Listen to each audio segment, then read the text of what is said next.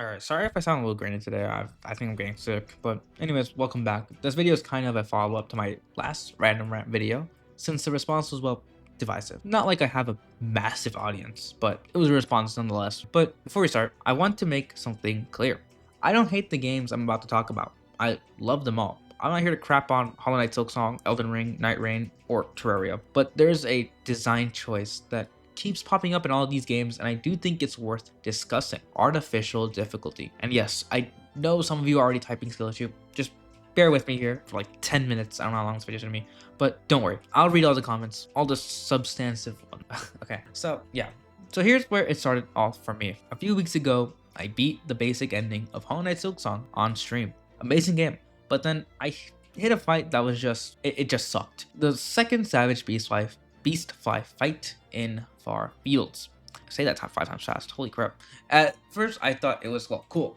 But it's just like the earlier one. It's the same as the earlier Beastfly fight in the Beast Crest, I think. But with a twist. The platforms could break. That's actually a pretty clever difficulty bump. But then they threw in extra enemies. And suddenly the fight wasn't about mastering the bosses and movesets and dodging the lava broken platforms or whatever, but it's also about dodging a million distractions that also deal 2 damage. So it's not just harder, it's just more annoying. And that is the crux of artificial difficulty. So let's define it. Artificial difficulty is when a game makes itself harder, not by adding new mechanics or design depth, but by inflating numbers or cluttering the area. It's a quantitative difficulty instead of a qualitative difficulty. Quantitative just means that enemies have more health, hit harder, or come in bigger group. Qualitative means enemies act differently, forcing new strategies.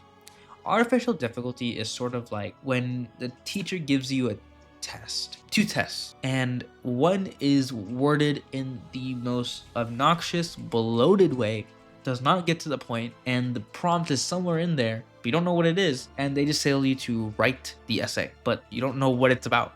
And the other one's just like, straight to the point, here it is. Or it's sort of like an inventive, nuanced prompt. It's just arbitrary, and it's kind of useless. It's not anything inventive. So yeah, let's start with the poster child, in my opinion, of artificial difficulty. Terraria's Master Mode. Extra Mode, brilliant. It added new AI, new mechanics, you actually have to learn new strategies for it, and it was challenging but fair. Master Mode, no.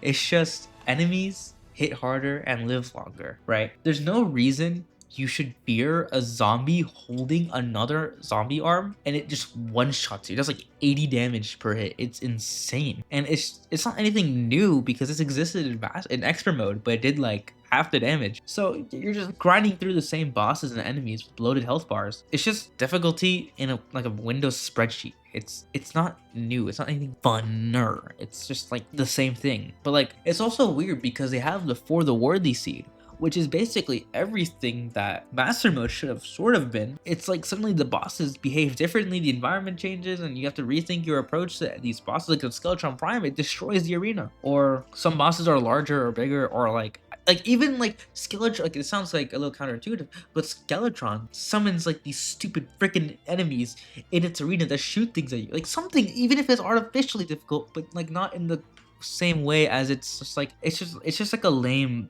mode, I guess, because it's not anything unique or new that makes you rethink about it. It's just like numbers. It's a number stat change. It's stupid.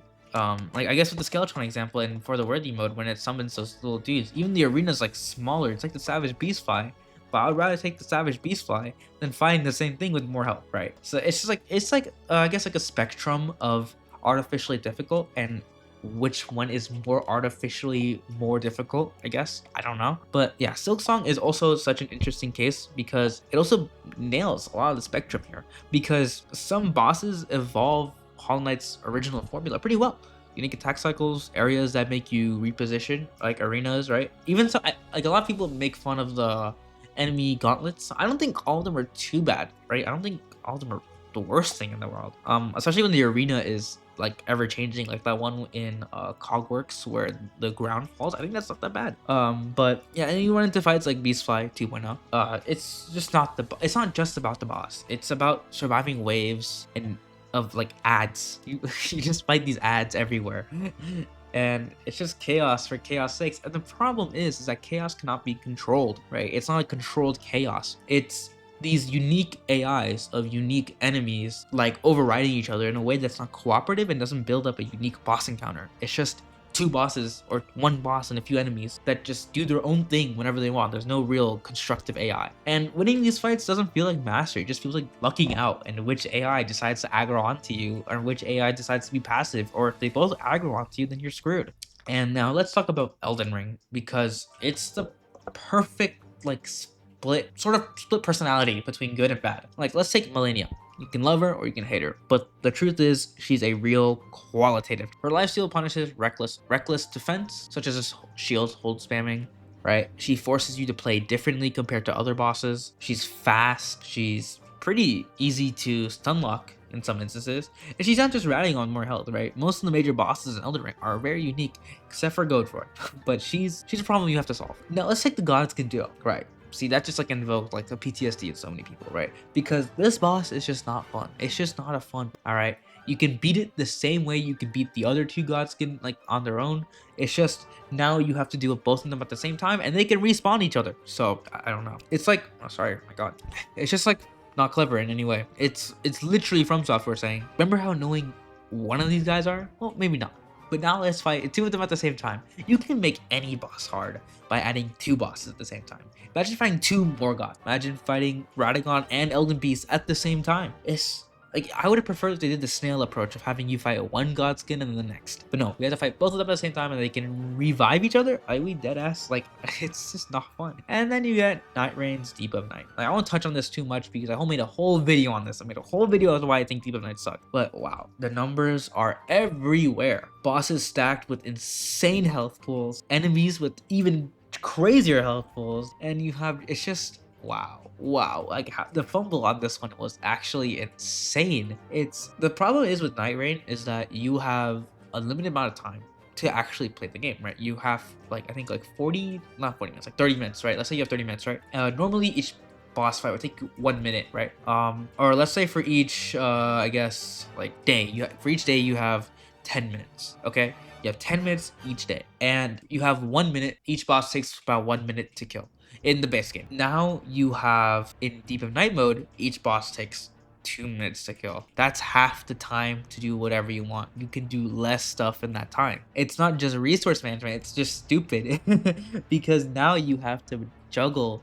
It's like selective. You can't just play the game the same way, but it's not like the game's giving you alternative ways to play, because now everything's increased by this like flat boost of number, and you have like these unique weapons that are the same weapons but with just more numbers there, right? That's like why a lot of people don't really like much of the passive in Nightreign in general, is because a lot of them are just stat increase. None of them are really inventive or fun. So yeah, it's not really like challenging, I guess. It's just more so it's like you're wasting so much time on this. There's no point in doing it, right? There's just no point.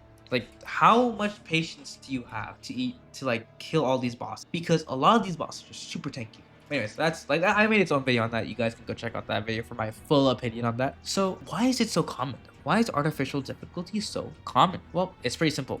It's cheap in every way, right? Time is money, right? It's just cheap to do it, right? It's faster. It takes less dev time. It just crank numbers up all the way to max than it does to make new mechanics, design new areas, or program smart AI. And it's not like necessarily bad in the way that it's like evil. It's not evil, but it's lazy, I guess. It's just it's efficient. It's efficient, but it's not fun.